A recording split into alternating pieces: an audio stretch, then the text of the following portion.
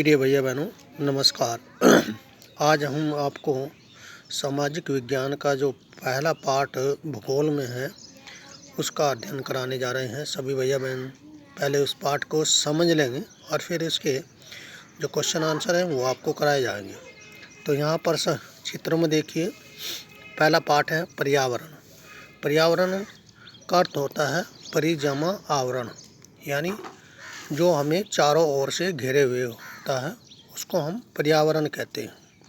पर्यावरण में जैसे यहाँ पर पर्यावरण दिया है तो इसके चारों तरफ जो है हमारे ये वायुमंडल है, स्थल मंडल है, जल मंडल है, जीव मंडल है।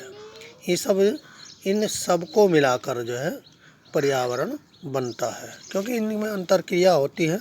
तो एक दूसरे के साथ जैसे अंतरक्रिया होती है तो ऐसे ही ये एक दूसरे के साथ अंतरक्रिया करते हैं तो पर्यावरण की रचना होती है।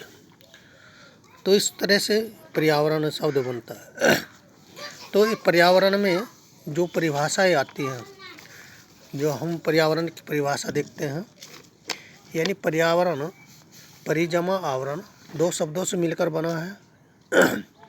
पर्यावरण का शाब्दिक अर्थ तो जो आवरण हमें चारों ओर से घेरे हुए होता है, यानी पृथ्वी पर पाए जाने वाले भूमि, जल, वायु, पेड़ पौधे, जीव जंतु का समूह जो हमारे चारों ओर है, सामूहिक रूप में पर्यावरण कहलाता है।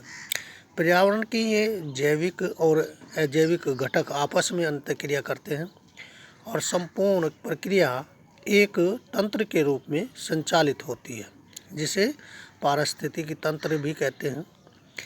यानी पर्यावरण किसी जीव के चारों तरफ घिरे भौतिक और जैविक दशाएं एवं उनके साथ अंतरक्रियाओं को सम्मिलित करता है, तो हम उसे को पर्यावरण कहते हैं।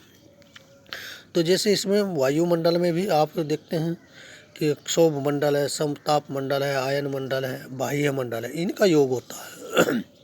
इधर स्थल मंडल में पर्वत हैं, मैदान हैं, मरुस्थल हैं। जल मंडल में हिमनद है, झील है, नदी है, सागर है। जीव मंडल में पौधे, पेड़ पौधे और जीव जंतु होते हैं। ये सब जो है आपस में अंतःक्रिया करते हैं। तो अभी सभी भैया बहन इसमें जो पर्यावरण दिवस है वो 5 जून को मनाया जाता है।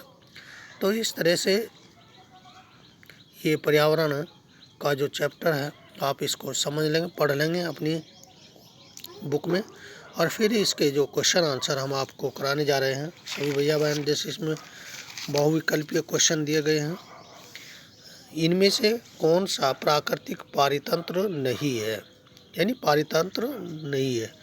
मरुस्थल ताल है यानी तालाब, और नंबर 3 वन, तो इसका उत्तर है तालाब नहीं है। इनमें दूसरा है, इनमें से कौन सा मानवीय पर्यावरण का घटक नहीं है। मानवीय पर्यावरण का घटक नहीं है। स्थल, धर्म, समुदाय, ये दोनों चीज़ें मानव द्वारा निर्मित होती है, लेकिन स्थल मानवीय पर्यावरण का घटक नहीं है, तो यहाँ उत्तर में स्थल आ जाएगा।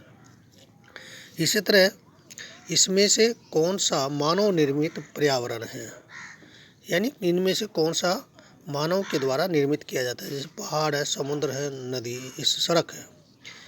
पहाड़ और समुद्र प्राकृतिक है, लेकिन सड़क को मानव निर्मित पर्यावरण के अंतर्गत रखा गया। अगला क्वेश्चन है, इसमें कौन सा पर्यावरण के लिए खतरा है। पादप वृद्धि, फसल वृद्धि या जनसंख्या वृद्धि। आप सभी जानते हैं कि अगर जनसंख्या वृद्धि होती है तो वो पर्यावरण के लिए हानिकारक होती है, क्योंकि अधिक जनसंख्या अधिक चीज़ों का उपयोग करती है और उससे अनेक प्रकार के प्रदूषण वगैरह उत्पन्न होते हैं। तो ये जनसंख्या वृद्धि जो है इसका उत्तर है। और इसके बाद सही जोड़ है, आइए आप सभी में मिला लेंगे। तो जैवमंडल में वह संकीर्ण क्षेत्र जहाँ स्थल, जल, वायु परस्पर क्रिया करते हैं। वायुमंडल पृथ्वी को घेरने वाली वायु की चादर, जलमंडल जलीय क्षेत्र, पर्यावरण हमारे आसपास के क्षेत्र होते हैं। तो इस प्रकार से ये आप सभी कर लेंगे। Thank you.